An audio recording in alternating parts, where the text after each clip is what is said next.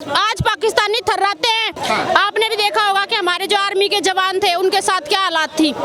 आज है वो, आज उनकी औकात नहीं इधर देखने की। ये मोदी जी, और इससे ज्यादा क्या चाहिए। मोदी शेर है, वो अकेला चल सकता है और आएगा भी मोदी ही। कांग्रेस ने तो देश बेच खाया, क्या तो बता, सत्यानाश कर दिया देश का। क्या बात करते हो आप। एक नौकरी आई थी, इससे ज्यादा कुछ नहीं किया। मनमोहन सिंह जी हमारे कहाँ पे होते थे, वो पीछे से खड़े रहते थे, कैसे कुछ नहीं पता। आज मोदी जी हमारे बाहर जाते हैं, मोदी मोदी होती है। हमारा पर कैपिटल इनकम बढ़ा हुआ है, हमारा फॉरेस्ट रिजर्व 650 बिलियन डॉलर है। हम इस समय 3.7 ट्रिलियन के साथ में 5वीं इकोनॉमी है एंड बाय 2012 मूडीज भी कह रहा है कि हम 12 ट्रिलियन की इकोनॉमी हो जाएंगे। Will be third largest, America USA के बाद हम होंगे। नाउ यू सी चंद्रयान में क्या हुआ है, we have reach to Chandrayaan. इस पे भी इनको पॉलिटिक्स करनी है कि नेहरू ने वो स्टार्ट किया था। अरे आप यूनिवर्सिटी तो खड़ी कर दोगे, अच्छे टीचर लेके नहीं आओगे तो बच्चे कैसे प्रोड्यूस होंगे। तो मेन बात है, मुझे लग रहा है मोदी ने बहुत से पैरामीटर्स पे काम किया। भैया मैं आपसे एक बात जानना चाहता हूं, जैसे आपने बोला कि भाई मोदी जी ने देश को बढ़ाया है, मोदी जी ने तरक्की की है, लेकिन विपक्ष लगातार बोले कि भाई देश को एक पढ़ा लिखा नेता चाहिए। तो देश को एक पढ़ा लिखा नेता चाहिए या एक काबिल नेता चाहिए, दोनों में अंतर होता है। देखिए आज तक अगर आप पिछले 70 साल में देखें तो मुझे लगता नहीं कि बहुत बड़े कोई पढ़े लिखे लोग आए थे। और मोदी अकेला नहीं है, मोदी के अंदर एक पूरी कैबिनेट होती है जो उसको चलाती है। मुझे लगता है काम करने के लिए केवल एक ही चाहिए, वो है इंटेंट और राष्ट्रभक्ति। अगर दोनों चीज़ आपके संग है, राहुल की लॉयल्टी कहाँ है, राहुल की लॉयल्टी इटली की तरफ है, हमारी तरफ नहीं है। वो एक बिजनेस रन कर रहे हैं, वो एक फैमिली बिजनेस रन कर रहे हैं। जब आप फैमिली बिजनेस रन करते हो तो आप देश की नहीं सोचते हो, आप सोचते हो कि मेरा कैसा बने। आप लालू प्रसाद को देखो, जिसकी महीने की इनकम 10,000 रुपये थी, आज हजारों करोड़ की संपत्ति हो गई। हजार हो गई है, कैसे हो गई, ये सब जगह पे है। तो मेन बात है, हमें वो लीडर चाहिए। ना मोदी के पास पैसा है, ना योगी के पास पैसा है। उनका केवल और केवल उद्देश्य है कि देश को कैसे आगे डेवलप करना है। आप सारे पैरामीटर पे देख लो, आप नमामि गंगे देख लो, आप वाटर हार्वेस्टिंग देख लो, आप देखो किस तरीके से शौचालय बने। अगर आप डेवलपमेंट की बात करो तो आज कोई ऐसा देश नहीं जो इंडिया के संग आगे खड़ा नहीं होना चाहता।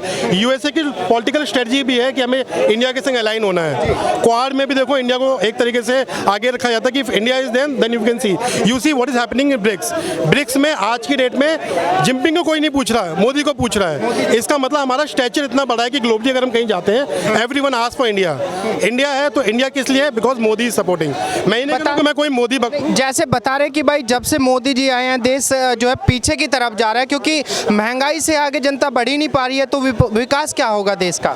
सर देखो, मैंने महंगाई का भी आपको आंकड़े गिनाए थे। अगर हम ग्लोबली कहीं पे भी देखें तो हमारी महंगाई सबसे कम है। वो ब्रिटेन जो हम पे राज करता था, आज ब्रिटेन का इन्फ्लेशन इतना बुरा हाल है। आप देखो ऋषि सुनाक की हालत खराब हो गई है। ब्रिटेन में जॉब नहीं है, जॉबलेस है वहाँ पे। इन्फ्लेशन इतना पीक आउट है। वो ब्रिटेन जिसने हम पे राज किया, आज तक अंतरिक्ष में एक भी एरोप्लेन नहीं छोड़ पाया, अंतरिक्ष में उसकी एक भी सैटेलाइट नहीं गई है। तो what they are doing, you see what we are doing. हमारा आप हर जगह पे देख लो रही। अगर महागठबंधन को लेके बता रहे हैं कि भाई जब से जो है विपक्ष की 26 पार्टियां एक हुई है, मोदी जी को नींद ही नहीं आ रही, मोदी जी डरे हुए हैं, बौखलाए हुए हैं, कुछ ऐसा नजर आता है आपको। सर देखो, मुझे तो कुछ ऐसा लगता नहीं कि महागठबंधन से मोदी जी घबराए हुए हैं। आपने सुना होगा ना, शेर अकेला लड़ने आता है। ये 26 लोग इकट्ठे हुए ना, ये डर से इकट्ठे हुए। मोदी को डर की क्या जरूरत थी। अगर आप 26 लोगों में इतना कॉन्फिडेंस था तो अकेले लड़ लेते। आपको जरूरत क्यों 26 लोगों के लिए आने की।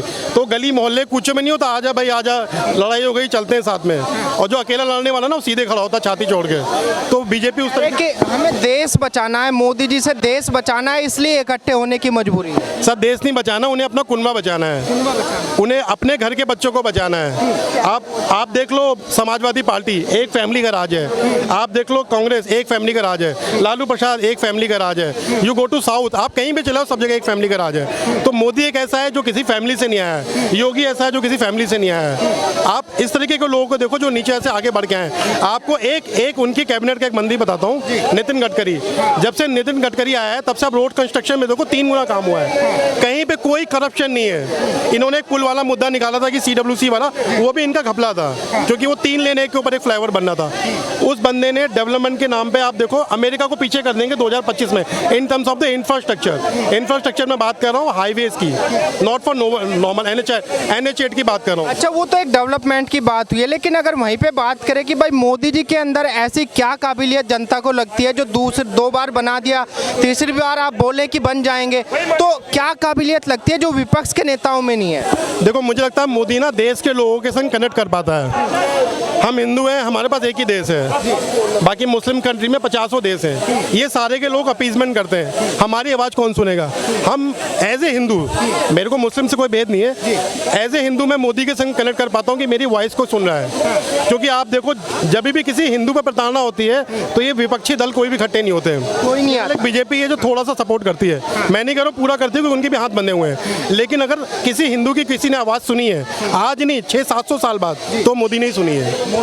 मोदी ने सुनी है। इससे पहले मुगलों का रास्ता, अंग्रेजों का रास्ता। क्योंकि राहुल गांधी जी ने अभी बोला है कि भाई मैं गारंटी से बोल रहा हूँ 2024 में बीजेपी को पछाड़ देंगे, बीजेपी को हरा देंगे। देखो सर, राहुल गांधी पहले तो गांधी नहीं है, गांधी नहीं है। तो राहुल गांधी देखो, इटालियन पुत्र का बेटा आप हिंदू कह रहे हो, तो अगर इसकी माँ अगर पारसी से देखो तो पहले तो पारसी होना चाहिए था, अगर पारसी नहीं तो फिर इटली का होना चाहिए, तो वो वैसे भी हिंदू नहीं है। वो एक तरीके से सुपारी लेके बैठे हुए हैं कि हिंदुस्तान से कैसे दोहन करना है। तो जो अंग्रेजों ने करा वो राहुल गांधी कर रहा है। सिंपल सी बात है, इन्हें अपने आप को बचाना है और ये सिंपल सी पॉलिटिक्स है। आज की डेट में अगर कोका कोला और पेप्सी है तो कोक पहले ऐड आते थे सलमान खान, शाहरुख खान का, एक दूसरे को एंटी करते थे। ये एक सिंपल सा मैनेजमेंट है। अगर आपको बीजेपी के नीचे करना है तो आपको अपनी लकीर बड़ी करनी है, तो कांग्रेस वही कर रही है। They are doing their best, BJP is doing their best. Ultimately I feel that BJP will come, nobody else will come, because public का कनेक्ट मोदी के संग है। मोदी के अंदर एक इंटेंट है, उसके अंदर एक विजन है और वो विजन आपको दिखाता है। क्या कभी राहुल गांधी ने विजन दिखाया है? राहुल गांधी ने केवल और केवल कमियां निकाली हैं। कह रहे हैं कि हम गरीबों की लड़ाई लड़ रहे हैं, जमीन पे जाके लड़ रहे हैं। जैसे उन्होंने भारत जोड़ो यात्रा की कन्याकुमारी से कश्मीर तक, अब भारत जोड़ो 2.0 की तैयारी चल रही है जो गुजरात से असम तक, और अभी उसके दौरान जो है लद्दाख में राहुल गांधी जी घूम रहे हैं, कह रहे हैं कि चाइना ने भारत की ज़मीन एक्वायर कर ली और मोदी जी के मुंह पे एलपी चिपकी है। ठीक है, देखो मैं दोनों पॉइंट आपके बताता हूँ। पहले आपने कहा कि ये महंगाई से लड़ रहे हैं, महंगाई से तो 70 साल से लड़ रहे हैं। जब 70 साल पहले राजीव गांधी कहते थे कि मैं 1 रुपये देता हूँ तो 10 पैसे पहुँचता है, तो एटलीस्ट मोदी ने वो चीज़ तो कर दी कि डाइट बेनिफिट जब दे दिया, जब डाइट बेनिफिट दे दिया बिचौली खत्म हो गए। यही डाइट बेनिफिट किसान लॉ बिल में भी था, यही डाइट बेनिफिट डाइट अकाउंट में भी जा रहा है। हो सकता है 20-25% बेमानी हो, पर अगर 1 रुपये में 70 रुपये पहुँच रहा है, इसका मतलब भ्रष्टाचार कम हुआ है। Now coming to Rahul Gandhi, Rahul Gandhi जो कह रहे हैं चाइना को उन्होंने लैंड दे दी, तो जवाहरलाल नेहरू ने क्या करा था?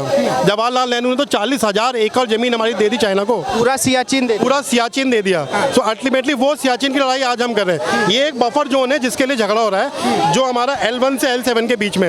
एक्चुअली में उस बफर जोन पे किसी का भी कब्जा नहीं था, तो ऐसा नहीं कि चाइना हमारे में आया है, वो एक बफर जोन की लड़ाई है। हो सकता है कि वो L2 से L7 के बीच में वो हमारे पास आ गए, हम उनके बीच में आ गए हो। मैं पेंगोंग लेक की बात कर रहा हूँ, पर इसका मतलब नहीं कि चाइना ने हम पे कोई कब्जा कर लिया। यही जब चाइना और हमारा झगड़ा हो रहा था तो आप देख रहे थे कि चाइना के लोग ज़्यादा मारे गए थे, तब भी ये लोग आके कह रहे थे कि हिंदुस्तानी जवानों की पिटाई की गई है। लगभग 40 चाइनीज सोल्जर मारे गए थे उस लड़ाई में, और जबकि बिना हथियार की लड़ाई थी। हमारे भी उसमें 20 जवान शहीद हुए थे, जून 2020 की बात है। तो ये तो हमारे जवानों का शौर्य है कि हम 40 लोगों से भिड़े और हमारा 20 का नुकसान हुआ। देखो, जब भी युद्ध होगा कोई ना कोई तो शहीद हो गई, तो अगर शहीद हो रहे हैं 20 लोग गए, उन्होंने हमारे लिए बलिदान किया, पर अल्टीमेटली चाइना पे हम भारी पड़े।